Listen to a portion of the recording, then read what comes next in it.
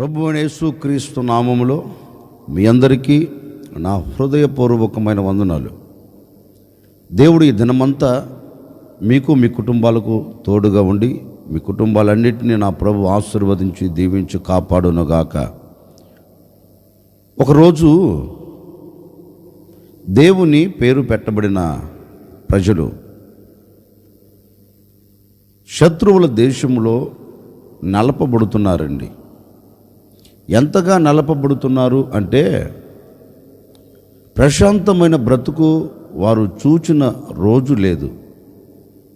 పరిశుద్ధ గ్రంథం చెప్పకనే చెప్తుంది, ఇంచుమించుగా 430 సంవత్సరాలు దేవుని పేరు పెట్టబడిన ప్రజలు శత్రువుల చేతిలో చెక్కబడిపోయి శత్రువుల చేతిలో అణచివేయబడిన స్థితిలో నిలిచిపోయారండి. ఆ దేవుని పేరు పెట్టబడిన ప్రజలందరూ ఒకసారి దేవుని సన్నిధిలోనికి వచ్చి వారికి కలుగుతున్న బాధ, వారు చూస్తున్న ఆ కన్నీరు, వారు కారుస్తున్న ఆ కన్నీటిని వారు గమనించి, మేము ఇక ఎంతకాలం ఈ వేదనను చూడాలి, ఇక ఎంతకాలం ఈ బాధను మేము అనుభవించాలి, మాకు ఒక విడుదల లేదా అంటూ దేవుని పేరు పెట్టబడిన ఇశ్రాయేలీయులు తమ్మును తాము తగ్గించుకొని దేవుని సన్నిధిలోనికి వచ్చి దేవుని సన్నిధిలో ఒక చిన్న ప్రార్థన చేస్తున్నారండి. మన దేవుడు ఎవరు అంటే ప్రార్థన ఆలకించే దేవుడు. మన దేవుడు ఎవరు అంటే కన్నీరు కార్చుచు నీవు తప్ప నాకు వేరొక ఆధారము లేదు అని మొరపెడితే నేను ఉన్నాను అని వెన్ను తట్టగలిగిన వాడు, నేను ధైర్యపరచగలిగిన దేవుడు, మనల్ని సమాజంలో విలువగా నిలబెట్టుటకు సర్వశక్తి కలిగిన వాడు.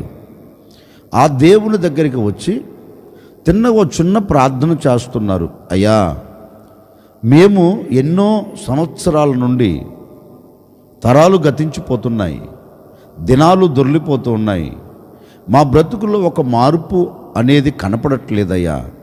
మా బ్రతుకు అంతా చినిగిపోయిన ఇస్తరాకు వలె, గాలికి ఎగిసిపడుతున్న పొట్టు వలె మా బ్రతుకులు చల్లా చెదురైపోతూ ఉన్నాయి. మేము, మా పిల్లలు, మేము, మా కుటుంబం ఏ పూట కూడా సంతోషకరంగాను సమాధానకరంగాను బ్రతికిన దినాన్ని మేము చూడలేదయ్యా. కనుక ఒక్కసారి మా పితరులతో నీవు చేసిన నిబంధనను జ్ఞాపకం చేసుకో.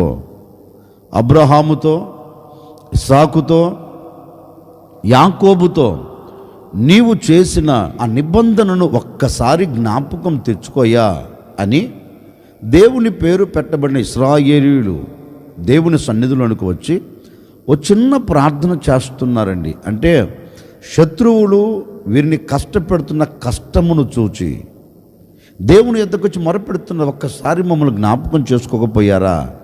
మీరు జ్ఞాపకం చేసుకుంటే మేము తప్పించబడతాం అని దేవుని సన్నిధిలో చేరి వారు ప్రార్థన చేస్తుంటేనండి, పరమందున్న దేవుడు ఆకాశమందు తన సింహాసనం మీద ఆసీనుడైన వాడు భూమి మీద నుండి భక్తులు మొరపెడితే, భూమి మీద నుండి భక్తులు కన్నీరు కారుచుచుంటే వారి ప్రార్థన విన్నాడంటండి, వారి మొరను అంగీకరించాడంటండి, వారి బాధను చూచాడంటండి. చూచి సింహాసనం మీద ఆయన కూర్చొని లేడు. అయ్యో, మీరు నా దగ్గరకు వచ్చి మొరపెడుతున్నారా నా భక్తులారా, నేను మీకు ఇది చేస్తాను చూద్దాములే అనలేదండి. ఎప్పుడైతే కన్నీరు కార్చారో, ఎప్పుడైతే వారి హృదయములో ఉన్న బాధను దేవునితో చెప్పారో, ఎప్పుడైతే తమ మనసులో కలిగిన వేదనను దేవునితో పంచుకున్నారో, మరుక్షణం దేవాతి దేవుడు తిన్నగా ఒక వ్యక్తికి ప్రత్యక్షమయ్యాడండి.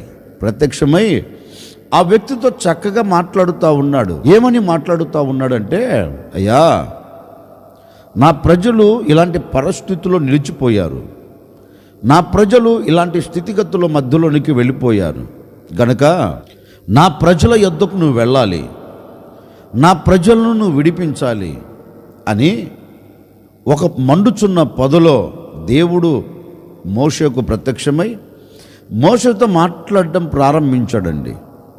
మోసే సాకులు చెప్పుండొచ్చు, ఎన్నెన్నో సాకులు కూడా చెప్పారు. కానీ మోషేతో దేవుడు చక్కని మాట చెప్తున్నారు. అంటే ప్రజలు పడిన బాధను చూచిన దేవుడు, ప్రజలు కారుస్తున్న కన్నీరును చూచిన దేవుడు ఇప్పుడు మోషేకు ప్రత్యక్షమై మోషేతో చెప్తున్నారు, మోషే, ఐగుప్తు దేశంలో నా ప్రజలు వెట్టి సేకరి చేస్తున్నారు, బానిసత్వం బ్రతుకులో నిలిచిపోయారు గనుక నీవు ఆ ప్రజల మధ్యలోనికి వెళ్ళి ఆ ప్రజలతో నువ్వు చెప్పి ఆ ప్రజలను విడిపించాలి అని దేవుడు చెప్తే మోషే కూడా అన్నాడు, నా వల్ల కాదయ్యా, నేను నత్తోడిని, నేను మాట్లాడలేను, నా వల్ల కాదు, నేను వెళ్ళలేను అంటే దేవుడు ఒక మాట అంటున్నాడు, బాబు నీవు వెళ్ళు, నీవు ఏమి పలకాలో, నీవు ఏమి మాట్లాడాలో, ప్రజలతో ఏమి నీవు చెప్పాలో నేను నీతో చెబుతాను, నీవు వారితో చెప్పు. ఎందుకంటే నా ప్రజల బాధను నేను నిశ్చయముగా చూచితిని. ఇప్పుడు ఆ మాట చదువుదాం. నిర్గమకాండం 3వ అధ్యాయం 7వ వాక్యము నేను చదువుతా ఉన్నాను, జాగ్రత్తగా మీరు ఆలకించండి. మరియు యెహోవా ఇట్లనెను, నేను ఐగుప్తులో నున్న నా ప్రజల బాధను నిశ్చయముగా చూచితిని, పనులలో తమ్మును కష్టపెట్టు వారిని బట్టి వారు పెట్టిన మొర వింటిని. దేవుడు మోషేతో చక్కని మాట అంటున్నాడు, శ్రేష్టమైన మాట అంటున్నాడు. మోషే, ఏదో నిన్ను ఆశామాసిగా వెళ్ళి చూచి రమ్మని చెప్పట్లేదయ్యా. నా ప్రజలు నా యొద్దకు వచ్చారు, నా ప్రజలు నా మీద ఆధారపడ్డారు, నా ప్రజలు నా యొద్దకు వచ్చి ఈ స్థలములో నుండి నీవు మమ్మల్ని విడిపించయ్యా అని మొరపెట్టారు. ఈ స్థలములో నుంచి నీవు మమ్మల్ని తప్పించయ్యా, నా పాదాలు పట్టుకొని కన్నీరు కార్చారు. నేనెవరిని? వారి దేవుడను. నేనెవరిని? ప్రార్థన వినగలిగిన వాడిని. నేనెవరిని? కన్నులుండి చూడగలిగిన వాడిని. నేనెవడిని? కాళ్ళుండి నడవగలిగిన వాడిని. నేనెవడిని? చేతులు చాపి నా ప్రజలను ఆశీర్వాదకరమైన చోట నిలబెట్టగలిగిన దేవుడను. గనుక నేను చెప్పింది నువ్వు చేయి. ఆ ప్రజలు నా ప్రజలను పెడుతున్న బాధను నేను చూచా, నా ప్రజలు కారుస్తున్న కన్నీరును నేను చూచాను కనుక నీతో చెప్తున్నాను, నీవు వెళ్ళి నా ప్రజలు విడిపించు అని మోషేకు ప్రత్యక్షమై దేవుడు మోషేతో చెప్పాడు ఈ మాట అండి. నా ప్రజల బాధను నేను నిశ్చయముగా చూచితిని. మన దేవుడు ఎవరు అంటే కన్నులుండి చూడలేని వాడు కాదండి. మన దేవుడు ఎవరు అంటే కన్నులుండి సమస్తమును చూడగలిగిన వాడు. మన దేవుడు చెవులుండి వినలేనివాడు కాదు. మన దేవుడు ఎవరు అంటే నీవు మొరపెడితే నేను ఉన్నాను అని నీ మొరను విని నీతో మాట్లాడగలిగిన దేవుడు. ఆయన కాళ్ళుండి నడవలేక సొమ్మసిల్లిపోయి నేను రాలేను అనేవాడు కాదండి. నీవు ఎక్కడ నిలబడి ఎక్కడ మోకరించి నీవు కన్నీరు కారుస్తున్నా నీ కన్నీరు చూచి ఆయన కదిలిపోయి కరుణామయుడుగా నీ యొద్దకు దిగి రాగలిగిన ఏకైక దేవుడు ప్రపంచంలో. ఆయన నీ యొద్దకు రాగలుగుతాడు, నిన్ను ఆశీర్వదించగలుగుతాడు. ఆయన నీ యొద్దకు రాగలుగుతాడు, నిన్ను విడిపించగలుగుతాడు. అందుకే మోషేతో అంటాడు, నా ప్రజలు పడుతున్న బాధ నేను చూచాను. మన దేవుడు ఎవరు? చూచే దేవుడు. ఇదిగో ఈరోజు నేను ప్రకటించే యేసుక్రీస్తు ఎవరు అంటే చూడగలిగిన వాడు. నేను ప్రకటించే యేసుక్రీస్తు ఎవరంటే నీవు మొరపెడితే వినగలిగిన వాడు. నేను ప్రకటించే యేసుక్రీస్తు ఎవరు అంటే నీవు పిలిస్తే నీ యొద్దకు నడిచి రాగలిగిన వాడు. నేను ప్రకటించే యేసు నీ బాధను చూచే దేవుడు. అందుకంటారు నా ప్రజలు పడుతున్న బాధను నేను చూచాను. నిజమే, ఇశ్రాయేలీయులు కాదు కానీ ఈరోజున నరములాడుతున్న నరుడు, ఈరోజు ప్రపంచంలో నేను కూడా మానవుడిని అని చెప్పుకుంటూ మనుగడ కొనసాగిస్తున్న ఈ మానవుడు ఏదో ఒక బాధలో నిలిచిపోయాడండి. ఎందుకు? ఈ మాటలు వింటున్న మీలో ఎవరైనా కావచ్చు. ఏదో ఒక బాధలో నిలిచిపోయిన వారే, ఏదో ఒక కన్నీరు కారుస్తున్న వారే, ఏదో ఒక శ్రమలో నిలబడిన వారే. అంటే ఈ బాధల మధ్యలో నుండి, ఈ సమస్యల మధ్యలో నుండి నీవు విడుదల పొందాలి అంటే నీవు చేయవలసింది ఒక్కటేనండి. ఇశ్రాయేలు దేవుని సన్నిధిలో కొంచెం మొరపెట్టినట్లుగా ఈరోజు నీవు మొరపెడితే తప్పక ఆయన నీ మొరను వింటాడు, నీ మొరను అంగీకరిస్తాడు. అంగీకరించి నీ బాధకు పరిష్కారం చేస్తాడు. ఈ ఉదయకాల సమయంలో ఓ సేవకుడిగా నేను కూడా మీతో చెప్పాలి అనుకున్న నా దేవుని సందేశం ఏంటంటే, ఒకవేళ ఏ బాధల మధ్యలో నీవు అడుగులు వేస్తున్నావో నాకు తెలియదండి. ఏ బాధల మధ్యలో నీవు నలపబడుతున్నావో నాకు తెలియదండి. ఏ బాధ నీ మీద పెత్తనము చేస్తూ ఒకవేళ నీవు అడుగు ముందుకు వేయలేని స్థితిలో నిలిచిపోయావేమో, బాధ అనే శత్రువు, సమస్య అనే శత్రువు ఒకవేళ నిన్ను చుట్టుముట్టి వేసి నిన్ను గొప్పగా కూల్చి పడవేశారేమో నాకు తెలియదండి.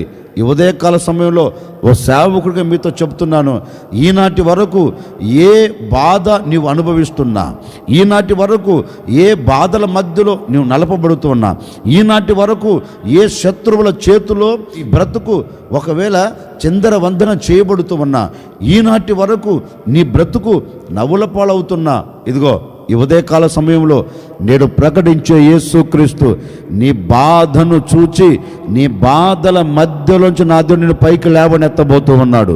నీ బాధల మధ్యలోంచి నా ప్రభువు అయిన యేసుక్రీస్తుని తప్పించబోతూ ఉన్నారు. బాధ అనే మాట నీ బ్రతుకులో నిలబడకుండా, బాధ అనే మాట నీ ఇంట్లో నిలబడకుండా నా ప్రభువు అయిన యేసుక్రీస్తు ఈ దినమున మీ బాధలన్నిటిని చూచి ఉన్నారు.